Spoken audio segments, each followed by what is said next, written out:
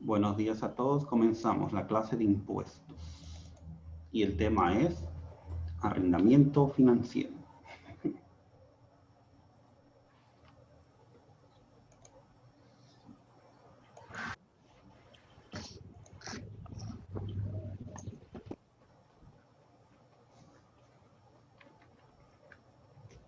A ver, ¿quién lee primero? Comenzamos. Que lea todo, Christopher, yo me siento mal de la garganta. A ver. Comencemos. Dice el arrendamiento financiero. Es un contrato celebrado entre el propietario de un activo y otra parte que hace uso de este y que le permite a este último emplear el activo durante un periodo especificado. En el contrato se plantean las formas de pago. Al término de este, el arrendatario tiene opción de comprar el bien.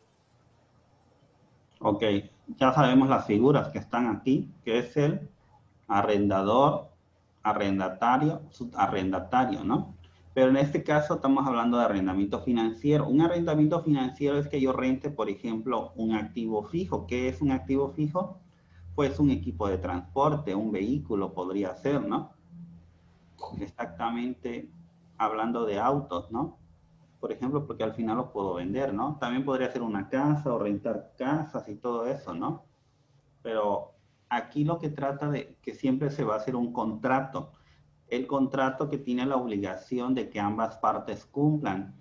El arrendador, lógicamente, que le va a fijar en el contrato una renta que debe pagar el arrendatario, ya sea de un vehículo, puede ser de transporte. Inclusivemente han visto varias empresas de autos, de motos, de varios vehículos que pueden rentar, ¿no? Pueden, ya sea por día, por hora, por mediodía, digamos, lo rentan. En caso que es un contrato, firman, siempre tienen que, en un caso de algo, ¿no? Debe haber garantía. No sé si ustedes han visto eso.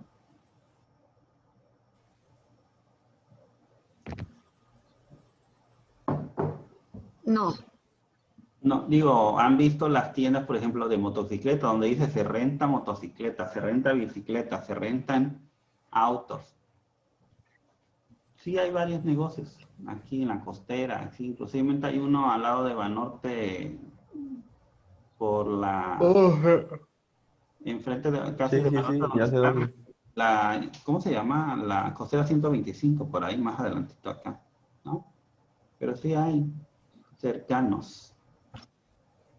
El caso es que, como dice, tienen derecho a ambos por medio del contrato. Siempre se debe firmar un contrato por lo mismo, ¿no?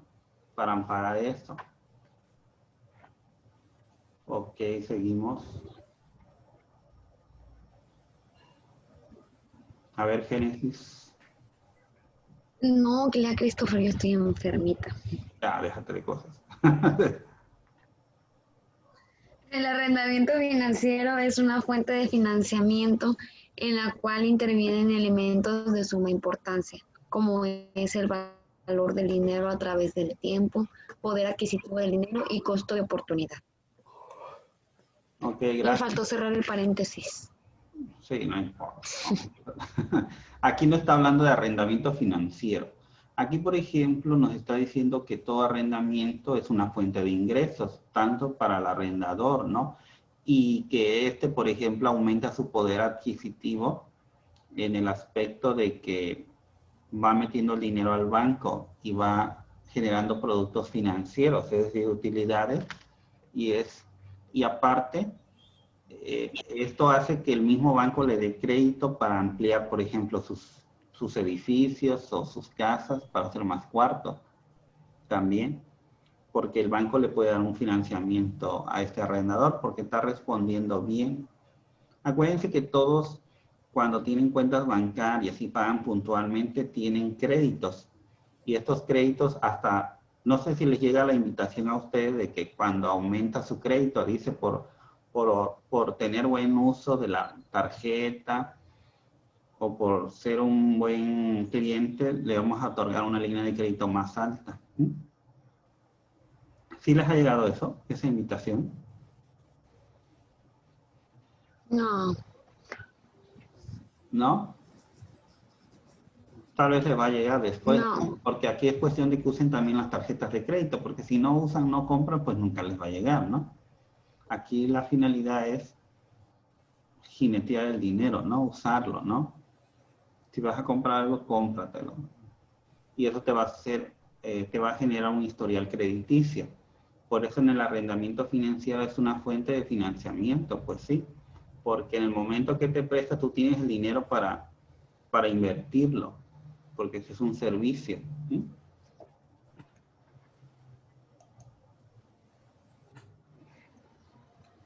A ver quién sigue. El Christopher.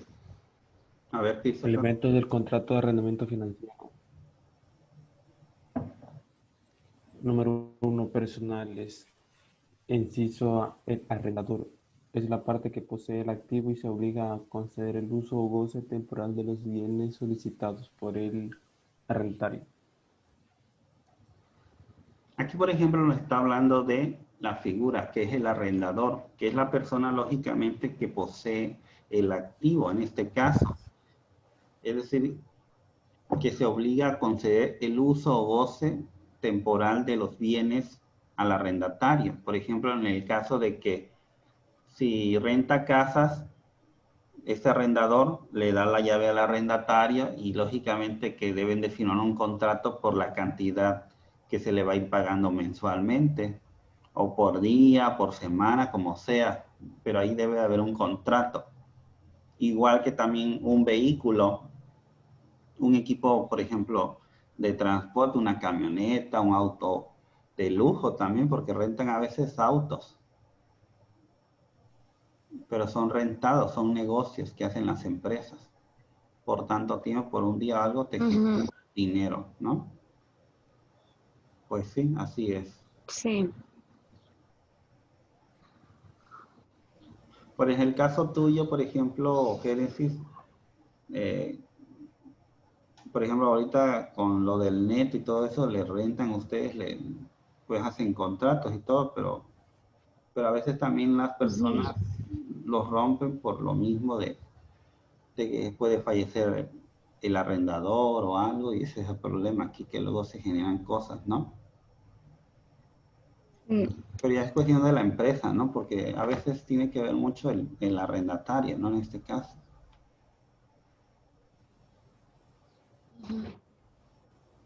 A ver, siguiente. Eso sí. ¿Quién sigue? Chris. Yo ya leí. Génesis. Christopher. Ah. El arrendatario es la persona física o moral que tiene derecho al uso o goce de los bienes solicitados por él. A cambio, se obliga a pagar una renta periódica previamente convenida, responder por los perjuicios que el bien arrendado sufra por cualquier motivo, utilizar el bien conforme a la naturaleza del mismo. Ok. Aquí nos está diciendo claramente que el arrendatario es la persona física o moral, porque acuérdense que puede ser una persona o una empresa la que te rente, ¿no? Tanto los vehículos como la casa habitación o cualquier activo o maquinaria, lo que sea, ¿no? Que tiene derecho al uso goce de los bienes solicitados. Por el cambio se obliga a pagar una renta periódica, lógicamente que puede ser por día, mensual, semanal, dependiendo del contrato especificado. Acuérdense, siempre va a haber un convenio entre las partes y se va a firmar ese contrato, donde está el arrendador, que es el que renta el bien, o sea, el activo fijo, y el arrendatario, que es la persona que lo renta. Y por lo tanto, en las cláusulas de los contratos siempre dicen que si hacen mal uso del activo fijo o perjuicio del arrendador, lógicamente que le cae toda la responsabilidad al arrendatario, ¿no? Por los daños o perjuicios que pueda hacerle al activo. En este caso, durante la renta, ¿no? Del periodo rentado. Pues sí. Y aquí dice lógicamente que una cláusula dice que se debe de ocupar de acuerdo a lo que se está rentando. Si es para casa habitación, para casa habitación. Porque a veces se lleva la sorpresa de la gente que le dicen casa habitación y luego están poniendo un local comercial, ¿no? Un ejemplo, ¿no? Y lógicamente por eso se especifica en el contrato. Y también en los contratos también se debe especificar que no haya subarrendamiento. Es decir, que tú si le rentas como arrendador a una persona que se llama arrendatario, ya sea persona física o persona moral, el subarrendatario no debe existir porque es decir, el arrendatario iba a rentarle a otra persona. Y en ese caso no es así, porque el arrendatario es el que combinó con el arrendador, no el subarrendatario con el arrendador.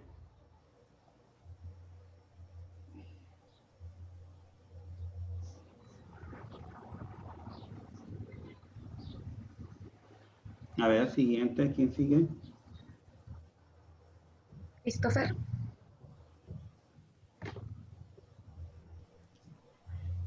Número 2, reales. Bienes inmuebles o inmuebles se pueden usar sin consumirse, son susceptibles de arrendarse, excepto aquellos que la ley prohíbe. Ok, esos son los bienes, ¿no? De las rentas. Quienes pueden, todos los bienes muebles o inmuebles que puedan usar sin consumirse son susceptibles de arrendarse, ¿no? Como dice aquí la diapositiva, como cuáles. Y todos los bienes muebles, los muebles son aquellos, por ejemplo, las sillas, todo eso, ¿no? Las computadoras, todo lo que se pueda mover, ¿no? Todos los autos, pero un bien inmueble es el que no se puede mover, como cuál. Un edificio, un terreno, no lo puedes trasladar Como a otro, es muy lógico, ¿no? Pero sí se pueden rentar, siempre y cuando sean propiedad las casas, del arrendador. Dime. las casas sí se pueden mover, ¿no? Hay algunas casas que se mueven.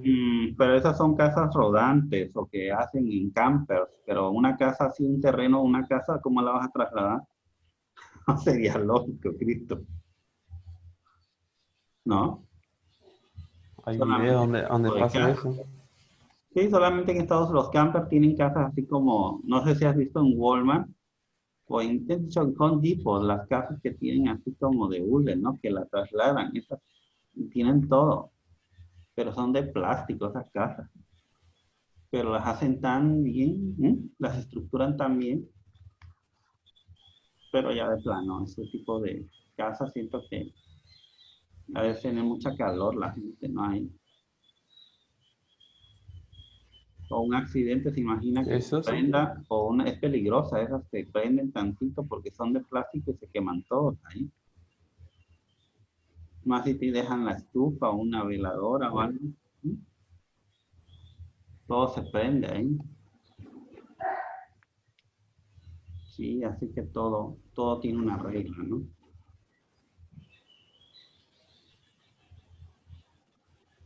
La regla del 3. ¿Cómo? No, no. A ver, siguiente, Joaquín, sigue.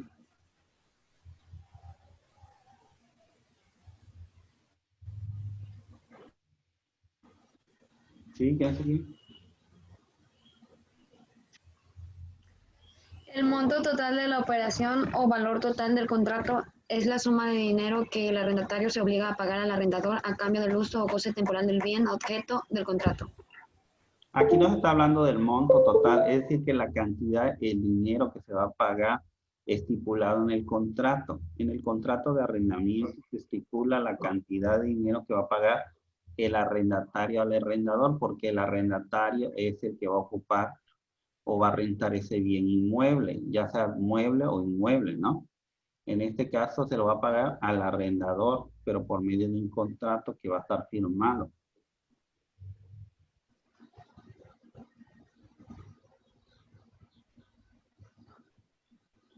Y este se lo puedo pagar en efectivo, por lo general en efectivo, porque esto podría ser en tarjeta de crédito o débito, pero a menos que tenga terminal, ¿no? Para cobrárselo al arrendador, pero a veces no creo que tengan, ¿no?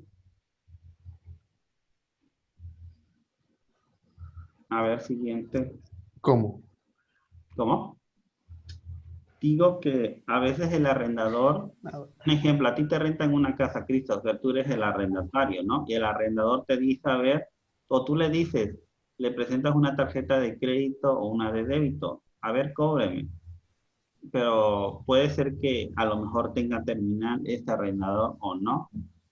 Si la tiene, pues te va a cobrar, ¿no? Con la tarjeta, pero si no la tiene, te va a decir que le pagues en efectivo, ¿no? Y si no Pero, tengo, pero acuérdate algo, también la ley está estipulándose para que sea deducible más de 2.000, tendría que él darse para comprar una terminal si está rentando mucho, ¿no? O, acuérdate que la terminal es un servicio que adquiere del mismo banco, ¿no? Que ocupa él. ¿cómo se adquiere una terminal, profe? ¿O qué se necesita para hacer una terminal? Una terminal se adquiere lógicamente por cuando tú tienes un negocio, ¿no? Que te tienen que pagar con diversas tarjetas, ¿no? De crédito. Porque a veces hay terminales de Bancomer y todas o Santander, o HBC, o Citibanamex, que puedes utilizarla para cobrar con cualquier tipo de tarjeta de crédito o de débito. Lo importante es que tú tengas un negocio para poder solicitar una terminal, porque si no, ¿cómo te la van a dar si no compruebas que tienes un negocio? ¿No? Así es.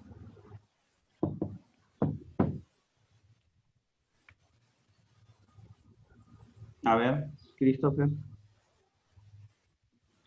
El arrendatario, inciso C, el arrendatario podrá otorgar al arrendador uno o varios pagarés cuyo importe total sea igual al valor total del contrato, con vencimientos iguales a los pagos periódicos del contrato, nunca posteriores al término del mismo.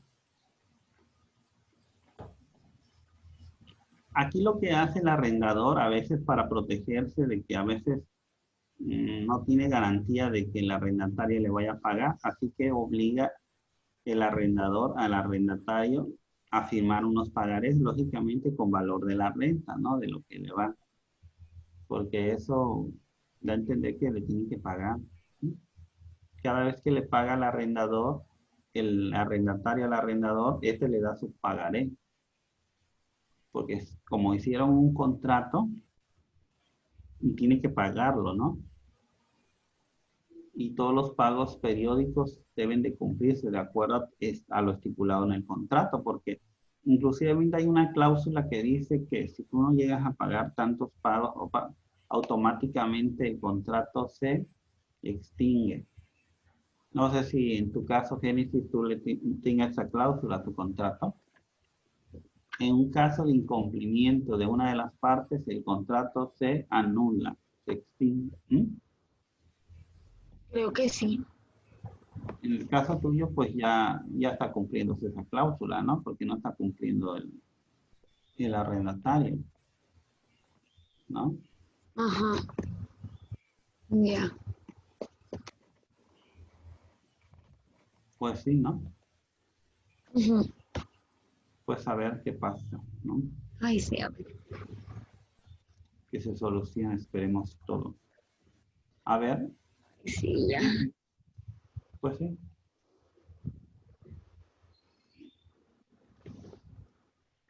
Formales. El contrato que ampara la operación deberá hacerse por escrito invariablemente. Ok, gracias. Aquí, por ejemplo, los contratos deben de ser formales, que amparan la operación de la renta. Por ejemplo, deben de ser escritos, por escrito, es decir, que tú lo imprimes por computadora, pero se rellena a mano, es decir, o también puede ser que lo rellenes a computadora, eso es lo de menos, pero por lo regular siempre lo imprimen y rellenan su nombre, sus datos a mano, ¿no? Para que inclusive debe llevar la firma del arrendador abajo, del arrendatario. Debe también llevar, por ejemplo, aquí dice, contrato de arrendamiento que celebra por una parte el señor, por ejemplo, Juan Pérez, un ejemplo, representando por el arrendador, con el de apoderado legal. Y por la otra, el sustituto, que es Juan, por ejemplo, Gustavo Gómez, ¿no? Quien ocupa el cargo de arrendatario. Ahí claramente se diría, ¿no? Y cada uno tiene las cláusulas, los cumplimientos y los deberes que tienen que hacer. ¿Quedó claro? Porque un contrato informal sería hacerlo en una hoja de papel, Sí. así, ¿no? Así simple y como que... Ajá. Pero le da más formalidad a un contrato formal, ¿no? Que todo explícito, todas las cláusulas, los nombres bien. Sí. Ok. Sí. A ver, Christopher. Cláusulas que deben contener los contratos de arrendamiento financiero. La propiedad del bien debe transferirse al arrendatario término del arrendamiento. El arrendatario dispone de una opción de compra al finalizar el arrendamiento. El periodo de arrendamiento es parecido a la vida útil del bien. El valor presente de los pagos mínimos es igual al valor del mercado del bien del bien arrendado. Ok, gracias. Esas son las causas que deben tener los contratos de arrendamiento financiero, por ejemplo. Aquí se habla hablando de la propiedad del bien debe transferirse del arrendatario término del arrendamiento. Luego dice que el arrendatario dispone de una opción de compra al finalizar el arrendamiento. Y luego el periodo de arrendamiento es parecido a la vida útil del bien y el valor presente de los pagos es igual al valor del mercado del bien arrendado. Aquí claramente nos está diciendo las cláusulas que deben marcar, es decir, que el arrendador le debe transferir lógicamente el derecho al arrendatario porque le está pagando una renta, lógicamente en el primer punto, ¿no? Y si al final de todo el arrendador le decide vender al arrendatario, se puede hacer también esa operación, no impide porque él sea arrendador venderle al arrendatario.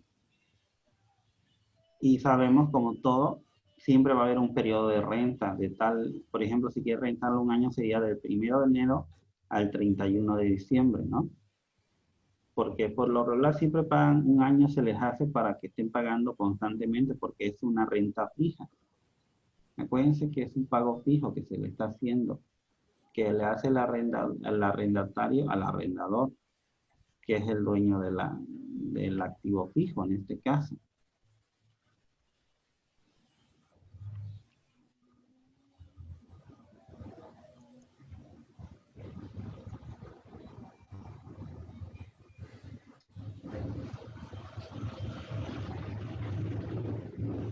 A ver, siguiente.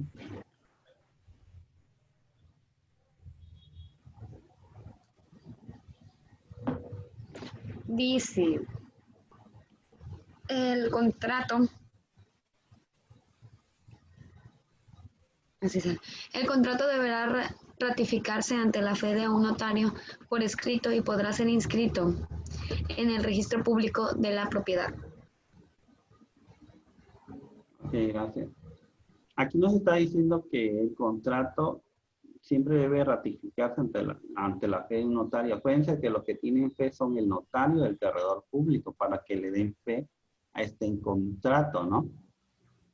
Porque muchas veces se inscriben en el registro público de la propiedad, ¿no? Los contratos.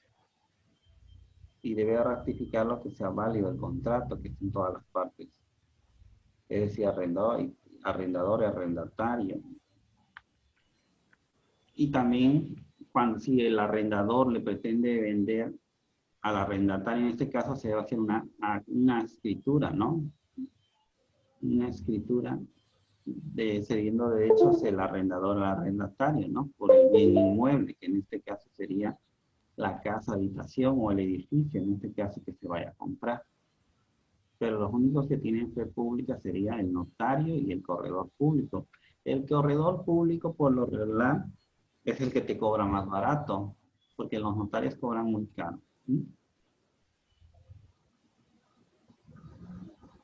No sé si has preguntado por un corredor o notarios, han sido todos. ¿Mande? Siempre han contratado ustedes a un notario y no a un corredor. Sí. Pero digo que los corredores tienen la fe pública también y cobran más barato.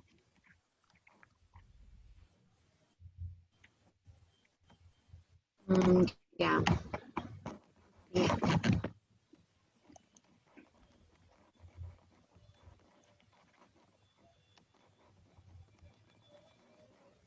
A ver.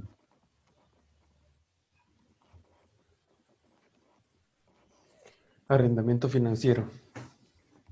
Por lo anterior, para el arrendador, el arrendamiento financiero es una fuente adicional de financiamiento externo, ya que a través de él se obtienen bienes de capital a recibir una renta periódica que cubre el costo del equipo, más el costo de financiamiento, gastos de operación y la utilidad durante la vigencia del contrato.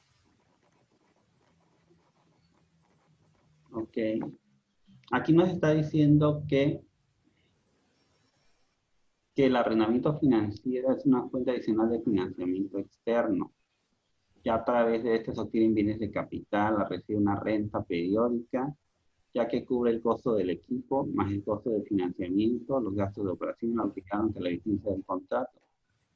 Aquí lo que da a entender que el arrendatario le paga al arrendador lógicamente por el servicio brindado, es decir, que le rentaron la casa, el coche, y por todo este dinero recibido por el arrendador, eso también tiene que invertir en el activo fijo, darle mantenimiento, pagar gastos para que ese vehículo funcione, ¿no? Pagar gasolina, mantenimiento del carro, de la casa, de los muebles, todo que esté, y lógicamente que todo este tiempo va a tardar el contrato en que esté vigente.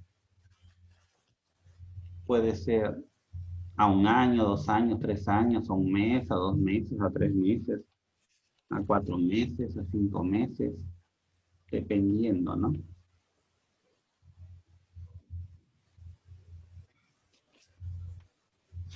Así es. Las divergencias bibliográficas.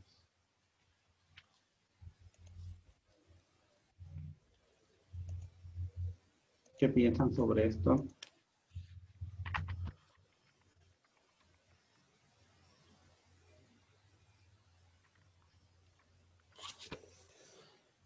¿De cuál? Sobre el arrendamiento financiero. Del arrendamiento. Que está bien. Muy bien.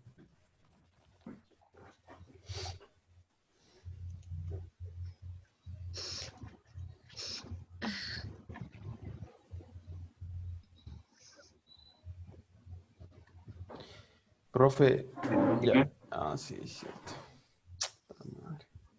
No, le pregunto del examen.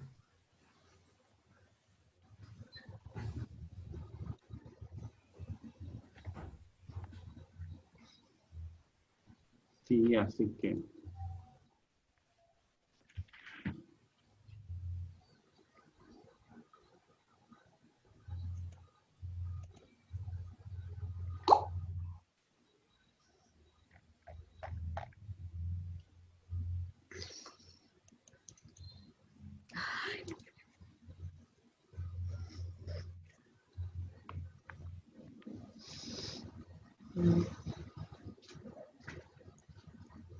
a ver, ahorita voy a poner un video.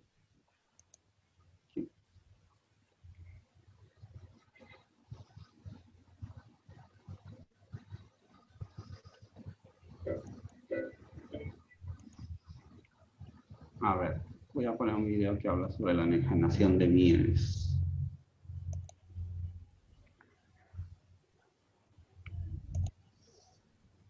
¿Y ven el video?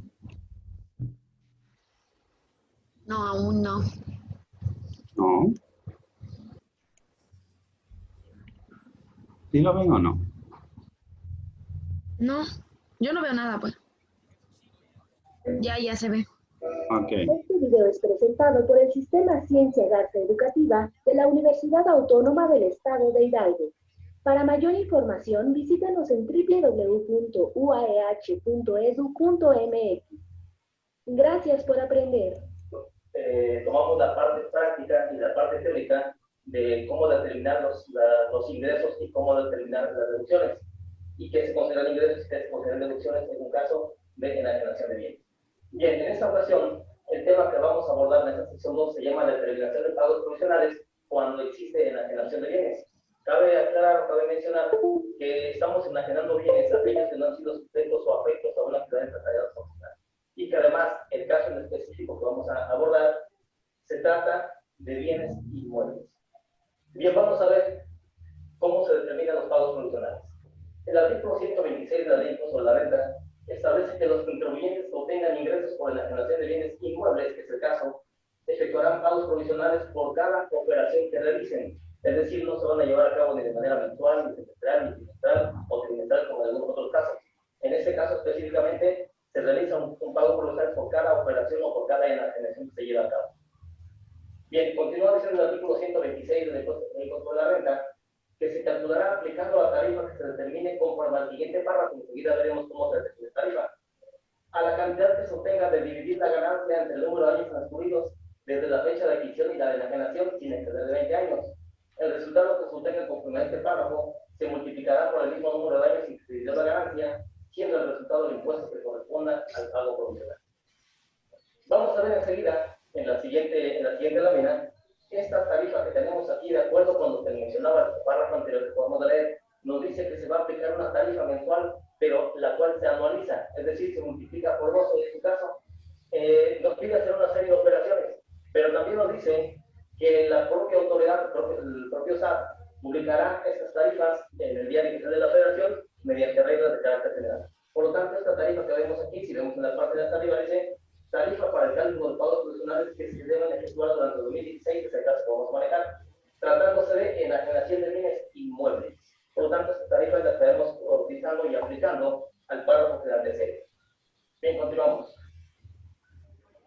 En el siguiente párrafo, que estamos leyendo, más bien el artículo 27, nos dice que además que determinamos un pago provisional para la federación, tenemos que determinar un pago que le vamos a efectuar a la entidad federativa en donde se encuentre ubicado el bien.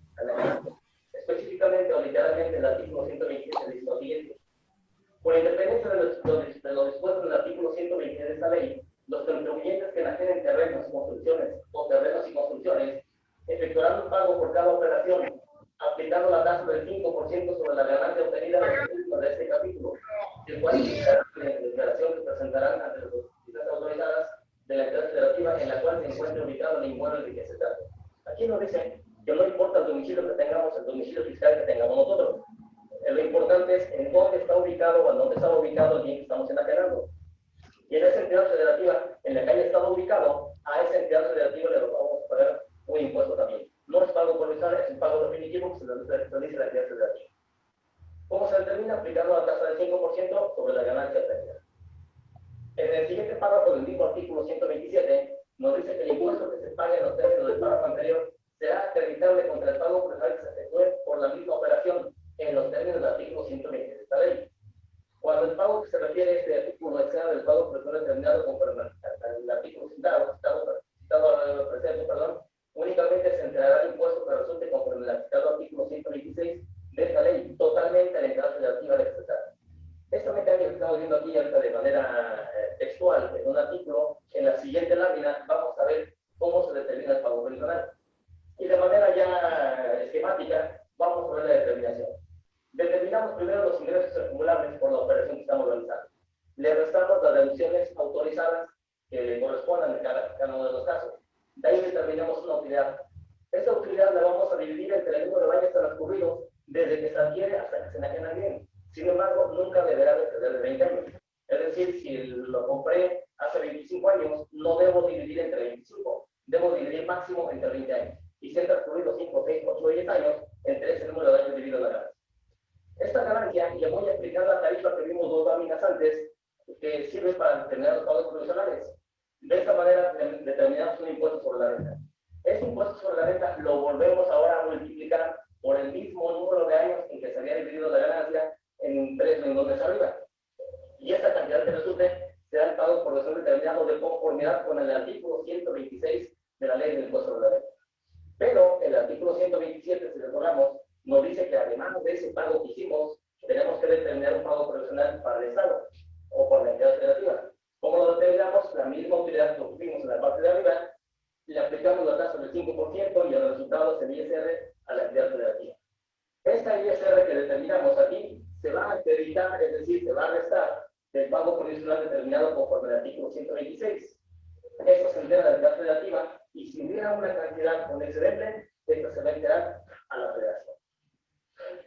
Bien, vamos a ver ahora un caso práctico para ver cómo se aplica un caso de determinación de pago provisional. En la siguiente lámina vamos a encontrar los datos. Para efectos de poder ejemplificar mejor y tener índices reales, el caso lo vamos a manejar con el año 2016 porque tenemos índices de precio del consumidor reales. Por lo tanto, estamos enajenando una casa-habitación en este ejemplo. Perdón, no es casa-habitación. Si fuera casa-habitación, tendríamos que haber aplicado una parte exenta de acuerdo con el artículo 193. En este caso, consideramos que no es casa-habitación.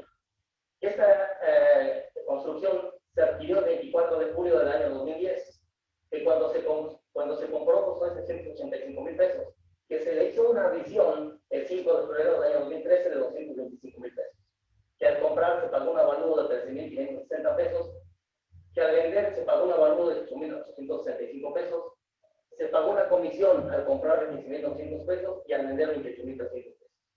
Cuando se compró se pagaron gastos de titulación de 8,450 pesos y cuando se compró también se pagaron traslados de dominio por 8,750 pesos.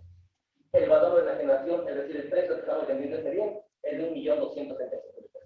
Los datos que vemos aquí adicionales nos van a servir para el siguiente módulo cuando estemos determinando el impuesto anual. Vamos a ver qué hacemos primero. Primero hay que determinar las deducciones. En el entendido de que el ingreso ya sabemos cuál es. El ingreso por enajenación de bienes es aquella cantidad que se obtiene como contraprestación al momento de enajenar. ¿Qué deducciones le son aplicables en este caso? Primero determinamos el costo comprobado de adquisición. Como vimos en los datos, no especifica cuánto me costó el terreno y cuánto me costó la construcción. Por lo tanto, la propia ley dice que cuando no se identifica el costo de uno y el costo de otro, nos dice el 20% tómalo como si fuera costo del terreno y la diferencia es costo de la construcción. Y fue lo que hicimos aquí. El costo de adquisición fue de 685,000 pesos. Se consideró el 20% como costo del terreno, que son 137,000 pesos. Por lo tanto, por diferencia determinamos el costo de la construcción que es de 548,000 pesos. Le aplicamos el porcentaje de deducción que le corresponda por el tiempo que estuvo en nuestro poder. Recordemos que, como lo vimos en el módulo anterior, el porcentaje de deducción tratándose de la generación de bienes es de un 3% anual. Si multiplicamos por el número de años y la fracción de años que estuvo en nuestro poder, corresponde a una tasa de deducción del 17,25%. Por lo tanto, la deducción de esta inversión fue de 94,530 pesos. Restado del costo de la construcción, el costo ya depreciado o deducido nos queda de 453,470 pesos.